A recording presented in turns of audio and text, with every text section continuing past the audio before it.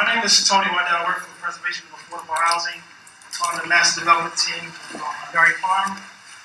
First, I want to introduce a couple of our partners here in the room. As you know, guys, this is a public-private partnership.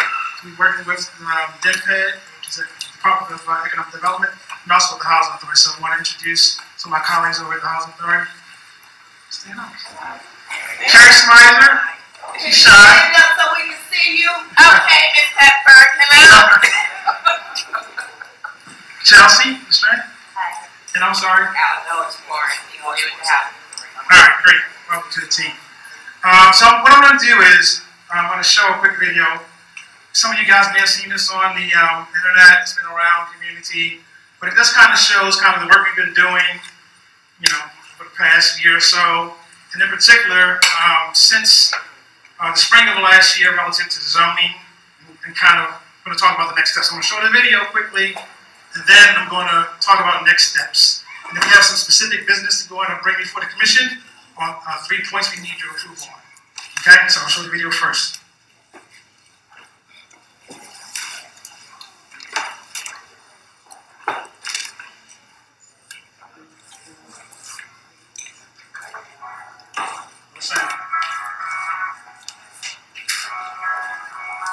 I'm sorry, guys.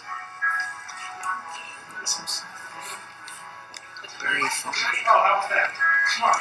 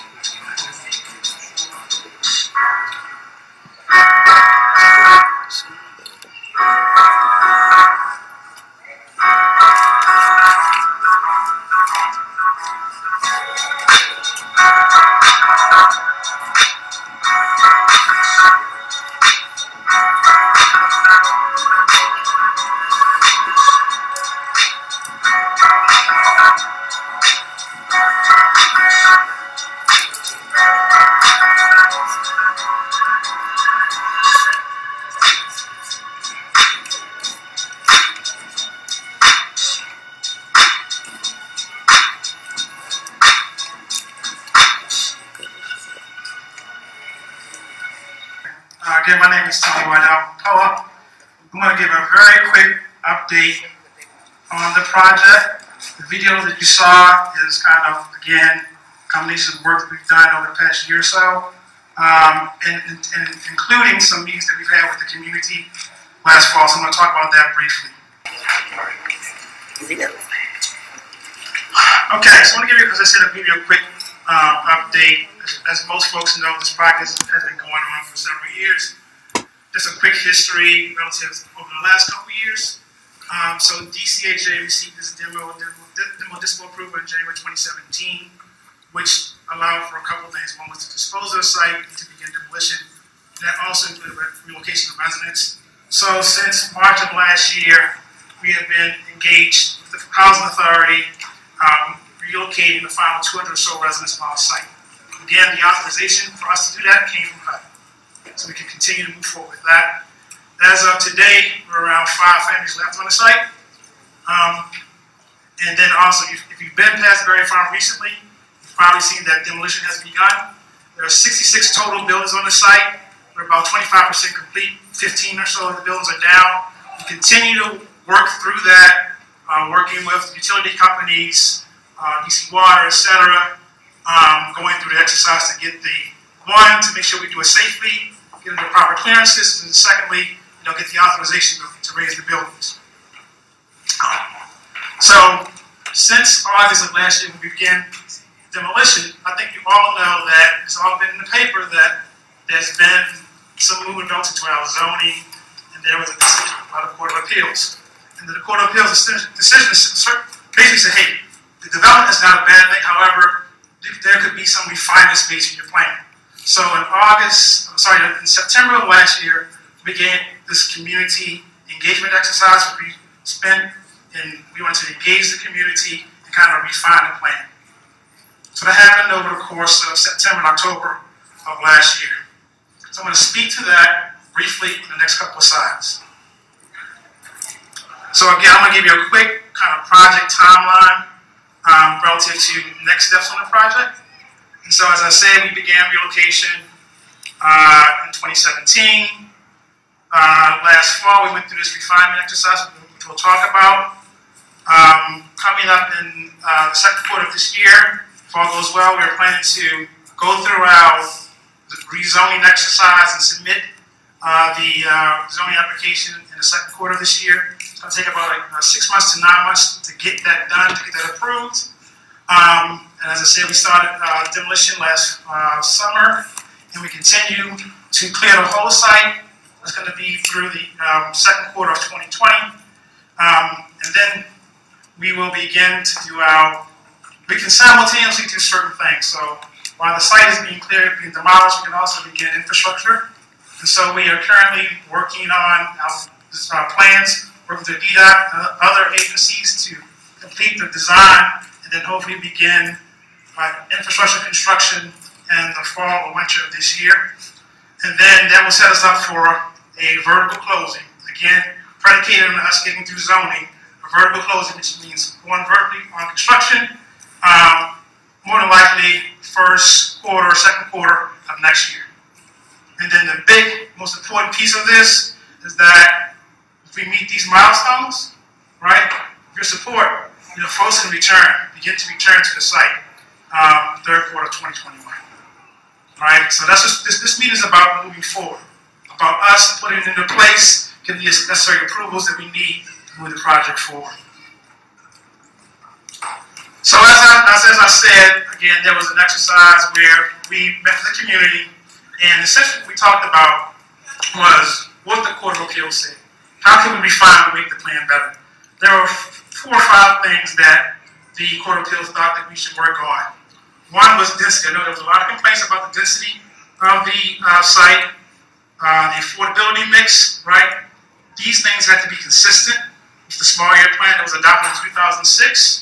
Amenities, Barry Farm is largely, or it is, a townhouse community, so there was some thought around people losing their yards, etc. We've worked on that. Relocation and the right to return. So I'm going to step through how we address those issues. With respect to the density, the stage 1 pilot approval, we were given the right to build up to 1,400 units, but we worked again with the community and did a few things around de-densifying the site, bringing it down in line with the small area plan. So now we're going to be building around 1,100 units on site. With respect to affordability, the small area plan calls for a third, which would be public housing, other affordable and market. When we went back and looked at our plan, we found some areas where we can improve that and increase the number of public housing units on site. So right now, in our current planning, we're around 45% replacement housing units. Those are the public housing units, right? The folks the 432 units that were once there, we are now designing to 45% of those people being within that mixed income community, 35% other affordable, and 20% market. Can you go with the part that you're asking about? I will. I want to get to that. All right. Okay. I'm very easy. When you get to that part, you have to read the documentation. All right. We just hand it out. Yeah, right there, and it was also sent in an email. So that the information you have before you is the information that was submitted to DDOT. So I'm going to show you. So this is DDOT information right here. All right, and then this piece right here. This is from the Office of the Chief Surveyor. Okay.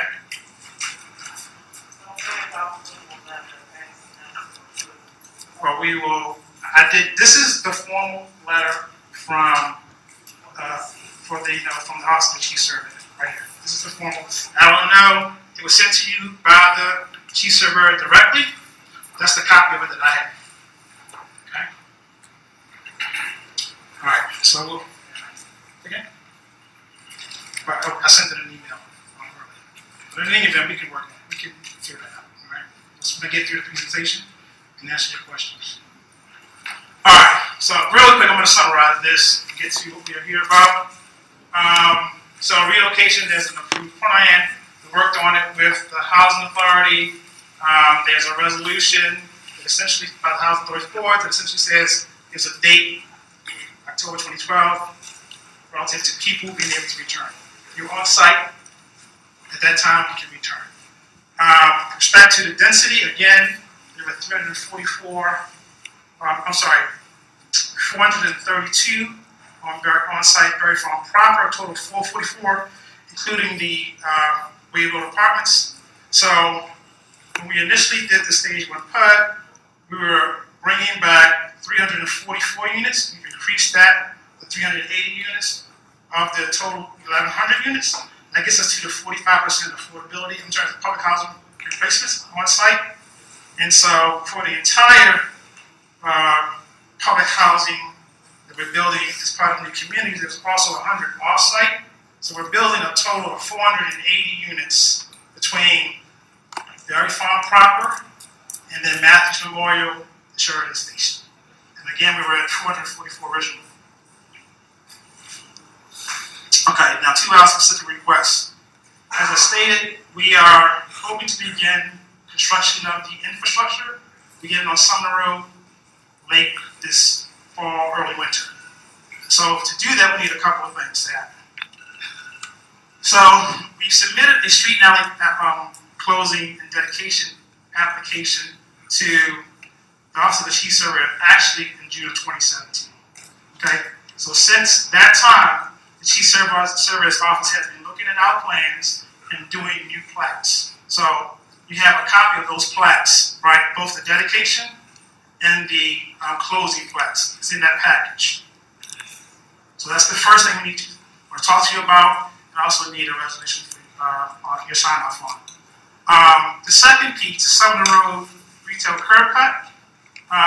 We actually did that again back in 2017. It came before the commission back then, but I don't think it was understood. And I would probably say we probably did a bad job not properly communicating with you. But what you have before you is an approval by DDOT's Public Space Committee, and I'll tell you why that was necessary. And then, again, with respect to the infrastructure starting this summer, we will have to do a temporary closure of Sumner Road. So with that, we'll have to have a temporary plan in place to reroute traffic on the site, to circulate traffic throughout the site. Okay, so those are the 3 things we're going to talk about. That's the overall site. I'm going to skip through this. Talked about that already. These are the phases. That's phase 1. That will begin. Again, that's the first phase of the redevelopment. Makes sense, right? Phase 1 again. All right. So here's the infrastructure. All right. So this is the existing site with the new streets overlaid. All right. So as you guys know, this is Sumner Road here, Eaton, Stevens. This is the existing configuration of Barry Farm. What you see here are the new streets that we're going to build on Barry Farm. In order for us to do that, both build an existing public right-of-way and build public streets on existing private land, we've got to go through a legal process. Okay? And so the legal process is that we have to dedicate the private land to the district government, right? Because it's going to be used for fire and EMS, Department of Public Works, buses, etc. Utilities will be in those streets. And then, with respect to the private land being converted to, the public land being converted to private use, that has to be abandoned, right? And it has to be the city. We have to essentially get site control so that we can build our private improvements on those once public right-of-ways. Sorry.